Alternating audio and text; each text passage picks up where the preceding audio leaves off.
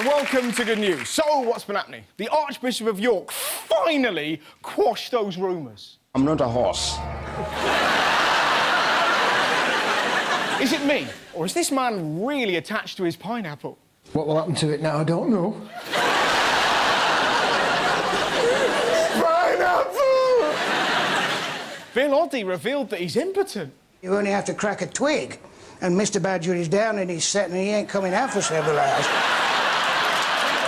And finally, this lady gave the most heartless reason ever for buying the big issue. When you're walking through town, holding one, all the others leave you alone. A few people applauding. Yeah, ain't a bastard.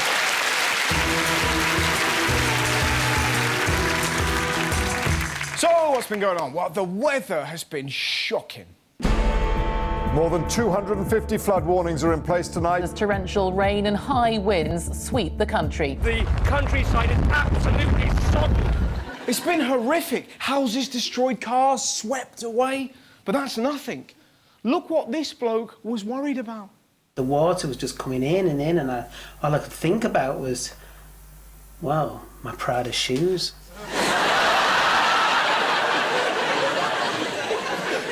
It was either that or save Granny. And I can't wear her on me feet, can I? I don't know why he's joking there. Not everyone was trivial. Luckily, there were heroes like this guy bringing essential supplies. But our main worry is the fact that the people that run the site for me are stranded on their boat at the moment with 4 or 5 others. And what are you doing to help them? Well, we took them the essential supplies like cigarettes and wine this morning. How British is that?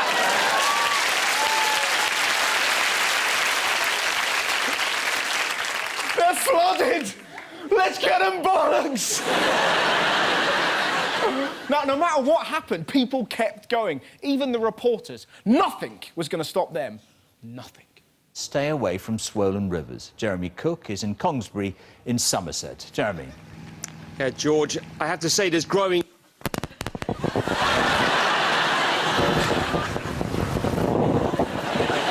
love the fact he carries on, despite the fact this pipe clearly broke. I mean, you'd never...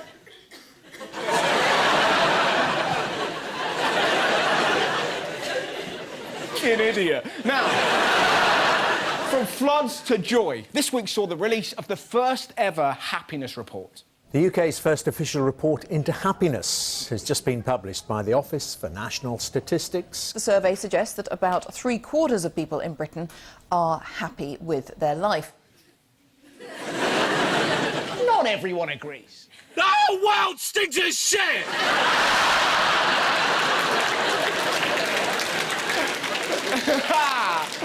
So what makes people happy? Well, the smoothest pensioner ever put it down to love. I'm married to the same lady for 62 years.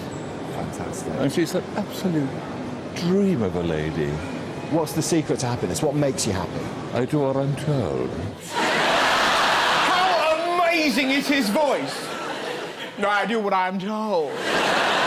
If she wants to spank me, then spank me she shall. Now, incredibly, the report found that Hull was one of the happiest places to live in the UK. I tell you what, I bet the locals were delighted. I've lived here all my life and I can't stand it. It's a shithole, mate. I mean, I couldn't move, but then I'd be happy. What's the point of that? Have you noticed, here's a question, have you noticed, when these reports come out, they always interview the same people, don't they? What makes me happy? Food, family. Wouldn't it be great if just once you saw some bloke on the news? Me? I like hovering near a gerbil cage with cheese on me balls. I like them scrabbling all over me gonads. People are different. Do you know what cheers my mum up? She likes hiding her Oyster card in her glove so the barrier's open when she waves her hand.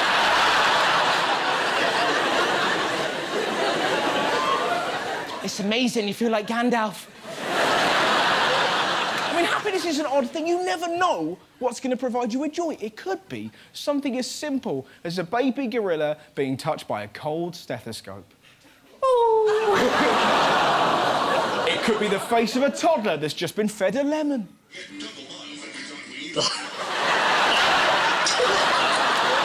one thing that cheers me up is this. Now, I've watched this 1,000 times. It still makes me laugh. I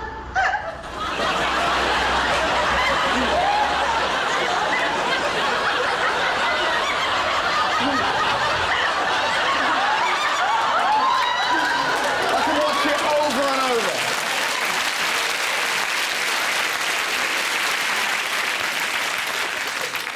Now, talking of things that provide joy, did you see this story about Santa? A Santa Claus has become the latest victim of the zip wire. His beard got stuck in the wire. He was left hanging while the Christmas lights were switched on with him hovering above. Poor sod, he was up there for an hour. Mummy, why is Santa crying? Still, it could have been worse.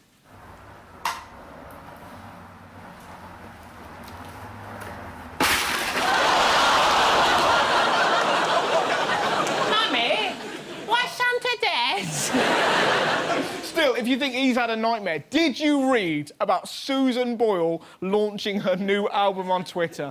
This is wonderful. Look what she wrote. Susan Boyle inadvertently invites her fans to Sue's anal bum party. Brilliant.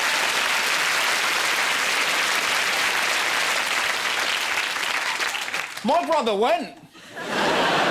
He got shit-faced. Literally. Now, it was a great night. I've actually got a photo of Sue at the bum party. I wonder who made her look like that.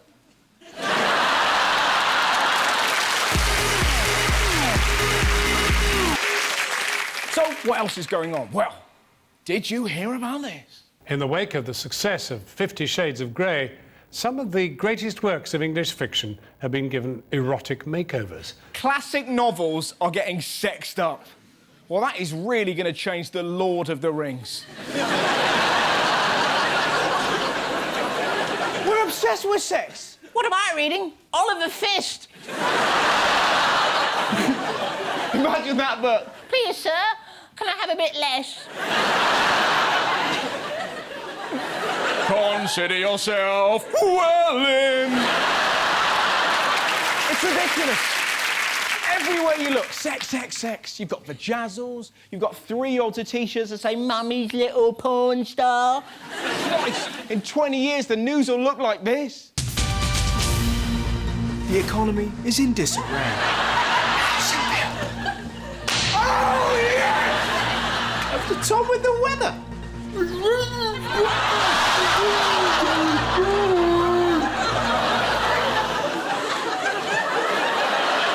And they said I couldn't get my dad on telly. Talking to dads, did you see this incredible story?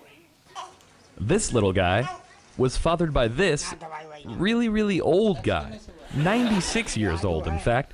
He claims to be the world's oldest man to father a child. He's 96! My granddad can't get up the stairs. He's doing the reverse cowboy. And it wasn't just a one-off. Listen to this hound. I have sex with her 3 or 4 times a night. I can go all night. He can go all night. Imagine that. Say my name, baby. Seriously, say my name. I've forgotten it. Imagine he's for... What did I come in here for? I shouldn't take the piss. This guy's a legend. Most old fellas wear boring, beige clothes. Not this cat. Look at that! Look at his eyes. It's like they're screaming, I live for 2 things, pussy and tablecloths. For me, this is the most incredible part of the story. He believes the fact that he was celibate his whole life up until he met his wife 10 years ago is responsible for his current vitality. He was celibate until he was 86. He must have been carrying his nuts around in a wheelbarrow. Just lumbering these bastards around. I bet when he finally blew his spuds, his eyes were like this. Mind you, if you think a 96-year-old dad is insane, have a look what this bloke put his girlfriend through. He hired a team of actors, stuntmen and directors to stage a car crash in front of her. She was horrified to see medics pull her blood-covered boyfriend from the wreckage. After frenzied resuscitation efforts, they told her that he had been pronounced dead. He faked his own death in front of her, and then he did this. Minutes later, though, the grief-stricken woman got another shock when her man jumped out of the ambulance with a ring and some flowers. She actually forgave him and said yes, and the two are now already on their honeymoon. What a dick! That is the worst wedding proposal ever. Surprise! What the fuck is wrong with you? I'm pregnant and I love you! Get down on one knee like a fucking zombie! You're fucking blood in your hair! I can't believe you did this! I wanted this moment to be special and you made it ruin me! I will never forgive you for this! I will never forgive you for what you've done to me! I'm a special guy!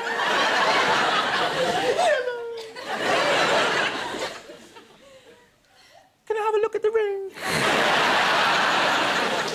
Wouldn't it be great if she said yes and he did a little dance of delight and got hit by a truck?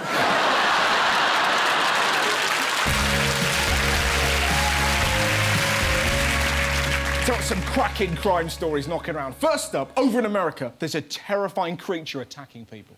There's a new creature you need to watch out for. And this one is not in the water, it's in the sky. It's a bird. A bird attacking people has made the news. So, did the locals overreact? Oh, just a bit. It stays with me. I still see his shadow. I literally thought it was the end. I thought it was the end. Officer, come quickly. He's terrifying.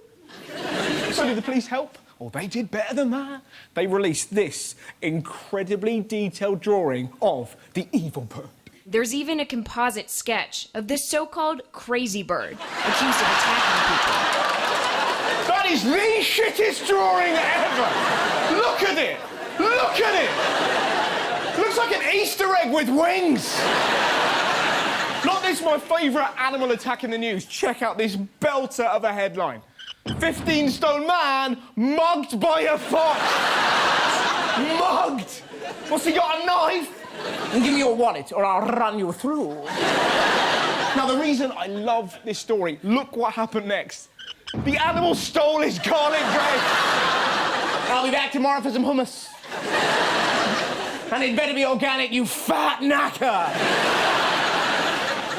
Now, luckily, the police have released a photo of this evil beast. Let's be honest, he clearly made this story up. Where's the garlic bread, Dave? It was taken by a fox, Linda. Oh, right. Why's the chocolate round your face, then? Because he made me eat a curly whirly as well. Right, that's it. From now on, we're shopping online. Let's see you eat the internet, you fat bastard. I hate you, Dave! I would leave Hull, but I fucking hate it. Mind you, not all animals are on the attack. Check this out. The popularity of medical marijuana here in Colorado has had an unintended side effect. Really? What's that? Dogs on dope. Bloody dogs in America are getting stoned.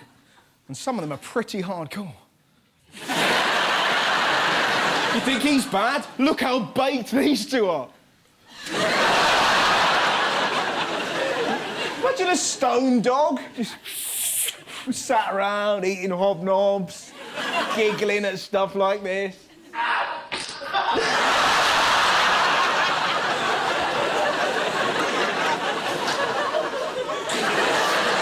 Best prank ever. Oh, I spent a time with that Labrador, fuck that old lady.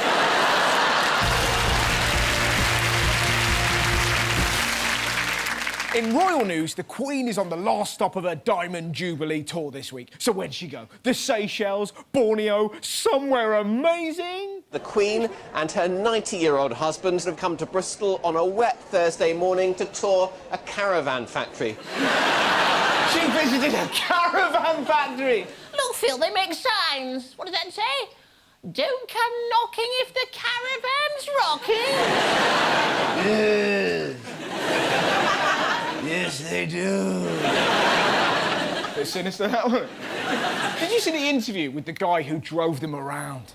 I was more excited than nervous. Everyone else was nervous for me, but my wife was petrified. I think I was as cool as I could be, I think. Yeah, he's pretty cool. You know, he wouldn't face. I mean, you know, once you've driven one person, you've driven them all. Do you see how he got on? They're not perhaps as silky smooth as a royal limousine.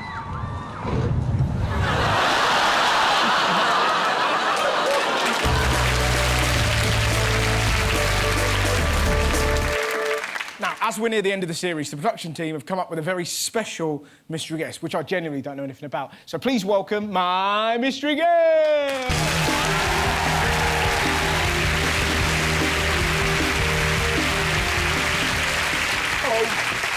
Hello. How are you, my friend? Very well, very Excellent, well. excellent. What's your name? Ah, that's for you to guess.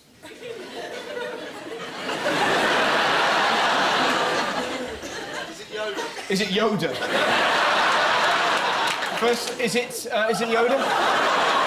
That was a beautifully withering look there. I'm sort of, and the cloak, you look a bit like a Jedi. You've got that kind of vibe. I would never be a Jedi. Which slightly implies that you're on the dark side. Slightly.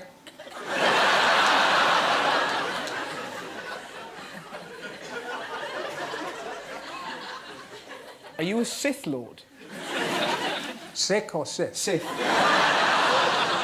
I'm not a Sith Lord either. You're not a Sith Lord. I'm going to need a clue. Who are you? Put Captain Solo in a cargo hold. Are you Boba Fett? You were Boba Fett!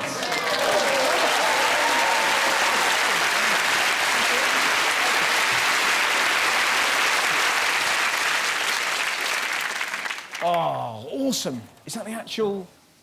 Isn't that wonderful? There you go. Put it on. OK.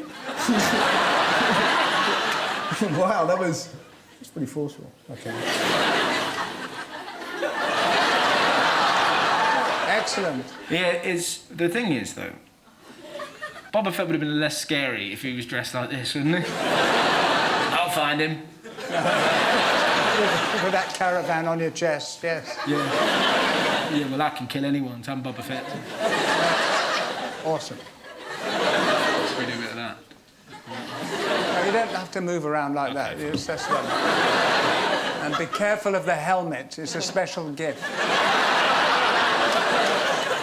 Do you know, weirdly, that is exactly what my brother says on every date he goes on.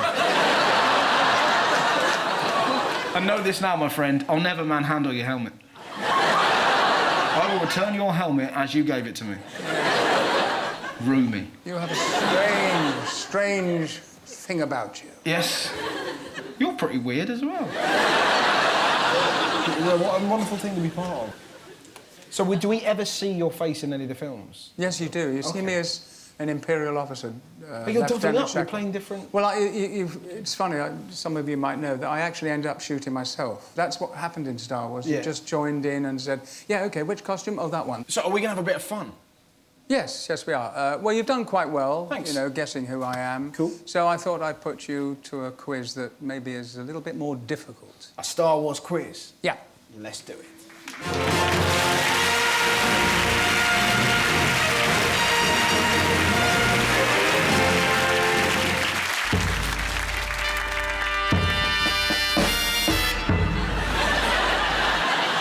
Well, welcome to Now I Am the Mastermind. Are you ready? Yes. In The Return of the Jedi, Princess Leia infiltrates Jabba the Hutt's palace by disguising herself as what? A bounty hunter. And she says, yeah. Correct. Yep. Okay. Sorry. I'll let you do the noises a bit later on. Right. How tall in centimetres is Yoda? I don't know, like 59? 66. For this question, we have a special guest. OK. Chris? Hey, Chris.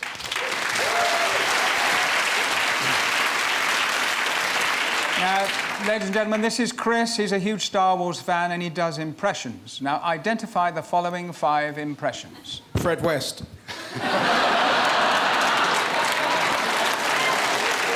Very, very close. Laugh it up, fuzzball. Han Solo. Correct. If it's a fast ship.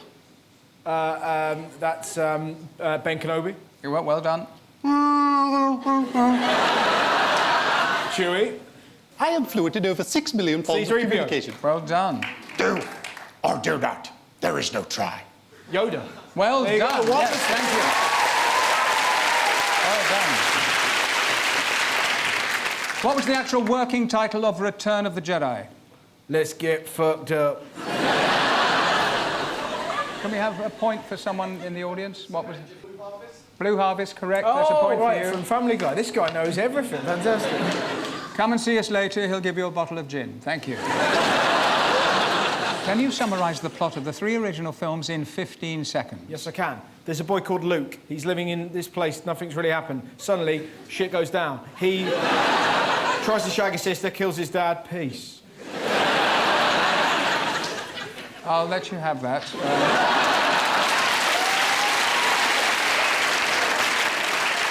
Now, how does Princess Leia respond to this line? I've started, so I'll finish. I'm Luke Skywalker. I'm here to rescue you. Aren't you a little bit short to be a stormtrooper? Well done. Excellent. Well, ladies and gentlemen.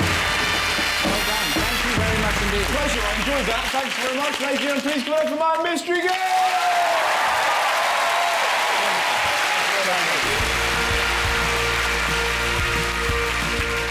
Next up, take a look at this. There's been a shock of scented oil on sale in Japan. Why is it shocking, Russ, I hear you cry? Well, here's why. It smells of a man's anus. They're selling a perfume that smells like a bloke's arse. Ain't nobody got time for that. Correct.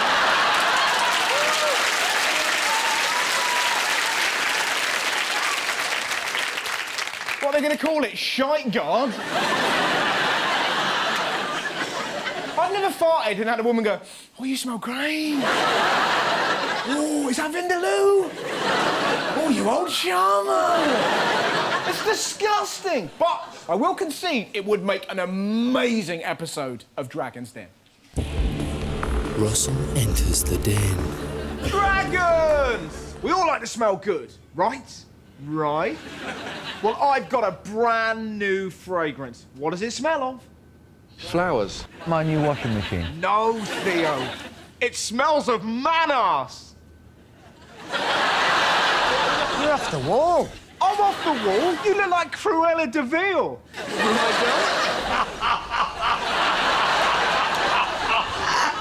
It's fantastic. Cheers, Dunk. Anyway, off this BS, let's have a demonstration.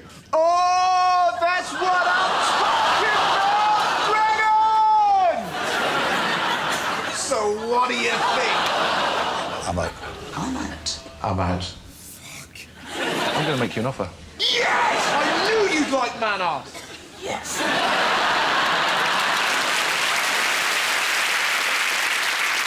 Next up, have a look at this creepy weirdo. There are individuals out there that get turned on by feet, turned on by spanking, turned on by cars. I get turned on by drinking my wife's breast milk.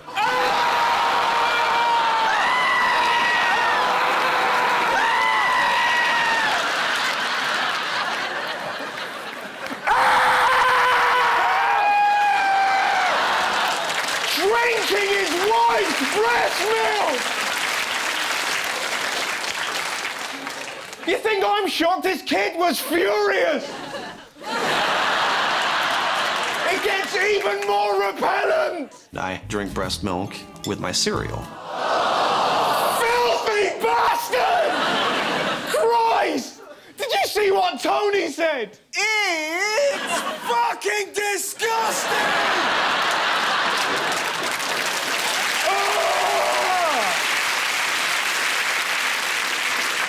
Mind you, not everyone was horrified. This guy loved it. Very nice.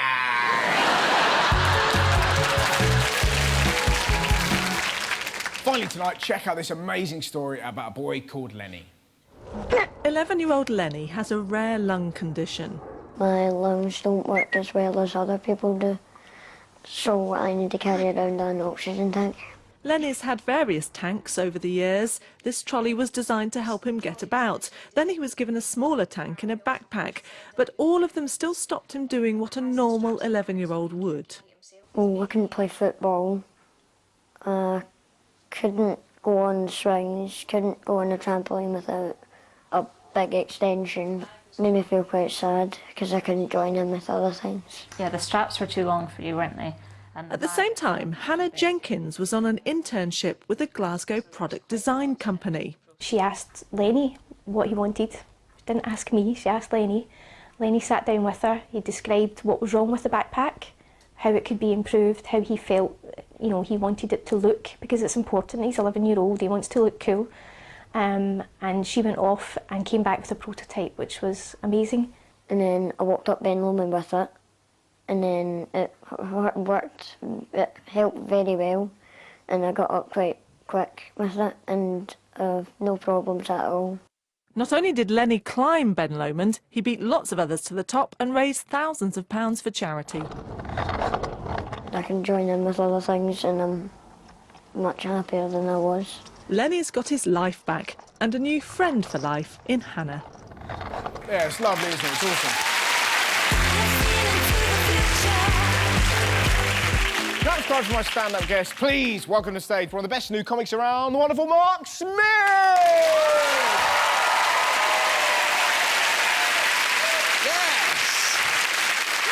I'm going to start with a joke, if that's all right.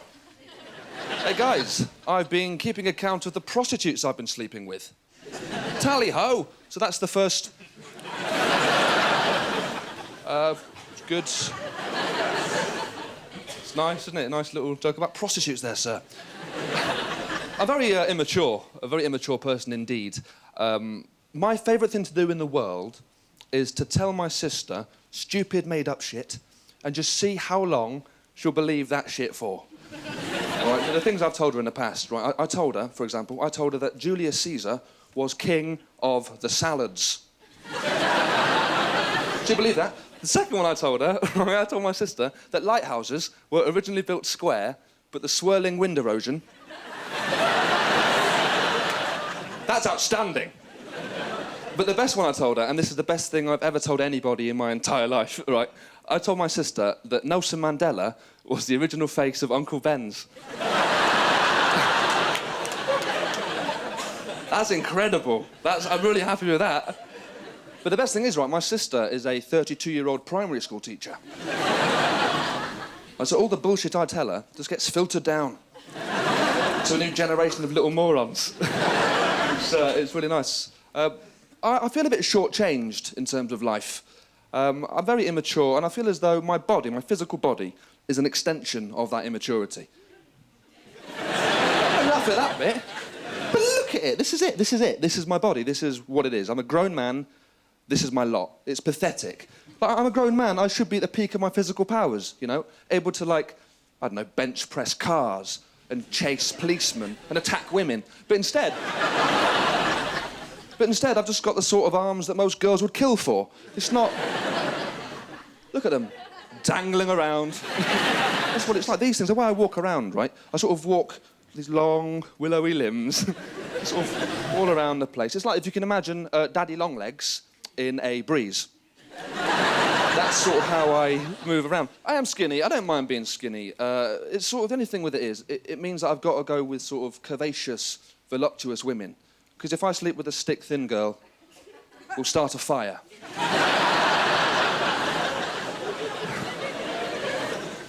And my sister says to me, "Oh, Mark, just eat more food. Eat more food, you'll be a normal, human-sized man.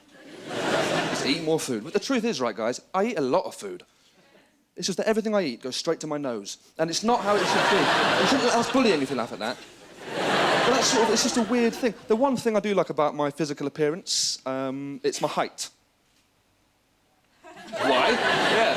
I like my height. I've got a good, solid height. I like it. I'm about 5'10", 5'11". It's not sort of freakishly tall. Certainly not sarcastically short, is it? It's a nice height, a good height, for example, if you were a spy. You're sort of walking around, being a spy, 5'10". No one suspects the 5'10" man is a spy. Obviously quite a shit spy, because I've given it away. Unless that's the ruse. But I don't get why women seem to like tall men. Now, women of Earth, do you like tall men? Yes. Yeah, straight in there as well. Yes, I like them. Do you like rugby players? Yes. You were instant there. It could have been, do you like any man? Yes, I do. But to me, like, rugby players are just sort of large slabs of beef with their nose spread across their face, walking around the place. I don't really get it, and I was thinking about this for a long time. I was thinking very deeply about this. I was thinking, what is it that women like about rugby players? And I came up with it. I know what it is now. Don't shake your head. I know what it is. It's all right. So if you think about it, right, subconsciously and deeply, it's been someone sculpted over millions of years, thousands of decades. It's come to fruition. So if you think about it, right, subconsciously, rugby players play the game of rugby with the ball the shape of an egg. Bear with me. And women lay eggs. or something. That's right, I'm not an idiot, I know how it works. Got stupid, the sperm goes up, gobbles the egg, baby, done. I know how it works, it's not... Despite this lack of knowledge about women, right, I took one on a woman on a... I took one on a date. A woman on a date. And it was lovely. We had this sort of lovely picnic in this lovely field. And we sat in the shade of this big oak tree, and this oak tree was lovely, but I noticed on the oak tree there were 3 messages carved into the tree's bark. And the first message, carved into the bark, said, Reese, Heart, Sarah. Under that, second message, carved into the tree's bark, this one said, Annabelle forever. And under that, a third message, carved into the tree, it said, Jonathan, you are my everything. And I thought, a lot of people take weapons on dates.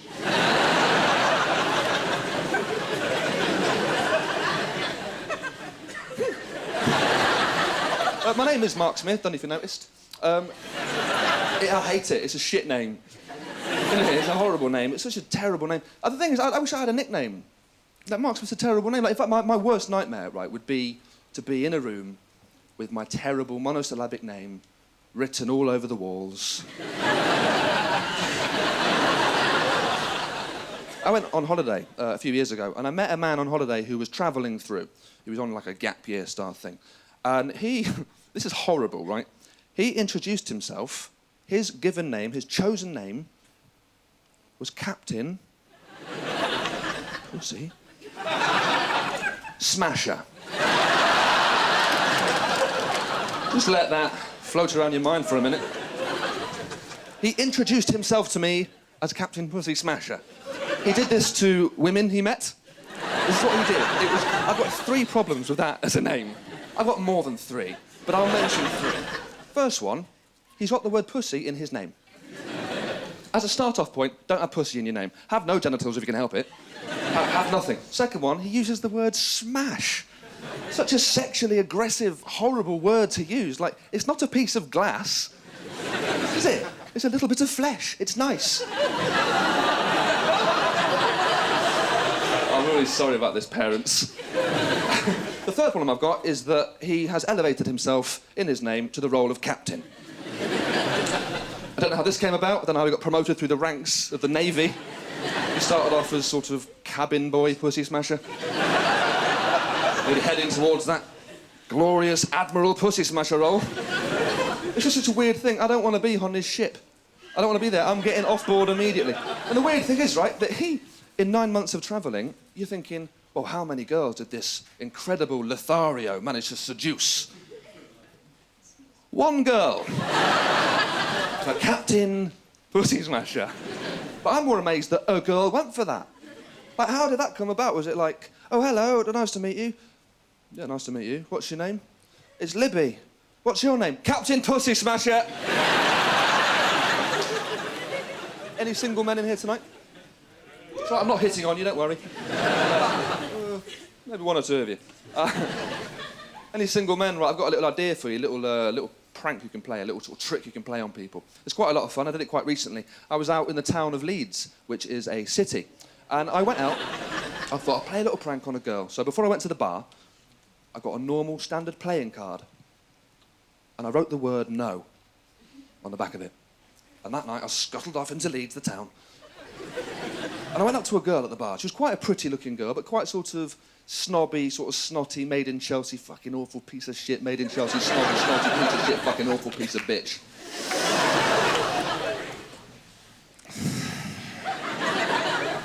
And I went up to her and I said, hello, would you like to see a magic trick? And she went, no. And I went, weird. Try it. If you're single, try it. It will get you nowhere. I'm a very impulsive person, like very, very impulsive as a person. A very impulsive buyer. I'll give you an example of what I mean. I will buy any old shit as long as it's near the front of a queue. Right, so it could be like the front of W.H. Smith with like a stack of magazines, and I'll say, oh, sir, do you want this chocolate bar the size of a large dog for £4? And I'll be like, well, of course I do. What do you mean by that? Is this a... What? It could be anything. It could be like the front of HMV with a stack of CDs. And it might be like, oh, sir, do you want this sachet of piss for £10? And I'll be like, is that a trick question? What, of course... Stop fucking me around and bag it up. And I get it off my dad. My dad's got this really beautiful, youthful sense of impulsiveness. And it's led him over the years to buying all sorts of shit we don't want or need in our house, right? It's quite fun. So in the 80s, we had the soda stream maker. In the 90s, we had the foot massage, bubble bath nonsense. Recently, we had the Michael Bublé CD. Shit you don't need or want in your house. No, I'm only joking. I like Bublé. I'm only joking again. Double switch. I don't like it. And I went home to see him. I went home to Derby to see my dad. And I knew he'd bought something rashly and impulsively because he had a look on his face. And the look on his face was one of, son, I've been pissing away your inheritance. I said to him, all right, Dad. All right, bozo. What have you bought? And he said to me, Mark, I've just purchased 75 body bags.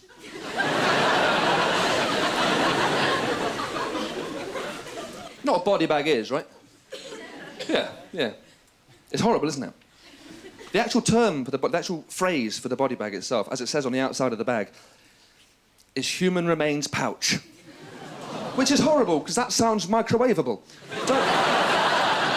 Don't call it that. And my initial reaction to him buying 75 body bags was to say, well, why the fuck have you bought 75 body bags? His response was, so the question was, were the 75 body bags primarily used for storing corpses? His response was, just in case. Just in case what? What is he plotting? I don't know how many people my dad is plotting to kill, right? But 75 seemed like quite an optimistic number for a man with a bad back like his. Then I thought, no, hang on, maybe it's not that. But maybe just in case isn't really a satisfactory answer still, is it? It's not satisfactory to the question whether what 75 body bags. Just in case is fine if the question is, oh, Dad, what's with all the suntan cream? Just in case. Or, hey, Dad, what's with all the condoms? Just in case. Maybe not condoms. Sorry, that's a bad thing. I don't want to think about that. That's... Sorry, guys. It's a horrible... I'm thinking about it now. It's horrible. No, I don't want to think about that.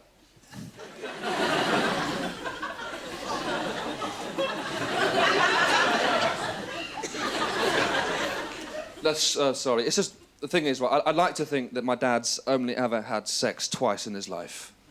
OK, like once for my gullible sister, and then, you know, once for me. You know? And then the rest of the time, he just wanks on my mum's tits. That's what I like to think. We're finished, we're out, sorry about that. Then I thought, hang on, maybe my dad's got genuine reasons for having these body bags. And I can imagine him now, sort of with his 7-foot wide leather black body bag, just sort of striding up and down the aisle at Tesco's. Striding up, waving to people, nodding at them, striding around with this massive body bag, piling wave after wave and shelf after shelf of shit he doesn't need into the bag. Baguettes, yoghurt, crisps, raisins, fruit, sultanas, eggs, bacon, chips, beans, DVDs, magazines. He gets to the front of the queue, the cashier says to him, have you got a bag for life? He goes... Sort of. I'm not the most immature person I know. That accolade goes to a man called Kelvin. Probably the most immature person I've ever met. I can't really call him a friend because he's quite racist. Ooh. Any racists in here tonight? Put your hands up. Good, no one in, good. And he's got this phrase, you might have heard this phrase, hopefully you haven't, but the phrase goes like this. The phrase goes, there ain't no black in the Union Jack. Have you heard this as a phrase? This is fucking ludicrous, right? That's the phrase, there ain't no black in the Union Jack. And what that phrase means is, there's no black colour in the Union flag. So why are there black people in the country? What a phrase. I said to Kelvin, Kelvin, that's not how flags work. If you look around, like we're in Britain, if you look around, there's no one here that is the colour of brilliant white. Is there? There's not that. If you look around further, there's no one here that is genuinely the colour of red. Is there? And apart from the contents of my dad's body bags, very little blue. You've been really lovely. You've been really nice. Thanks for having me. Have you enjoyed it? Yeah.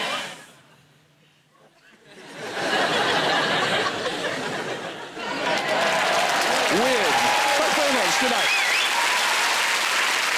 Ladies and gentlemen, Mr. Mark Smith! Thank you very much for watching your news tonight, man!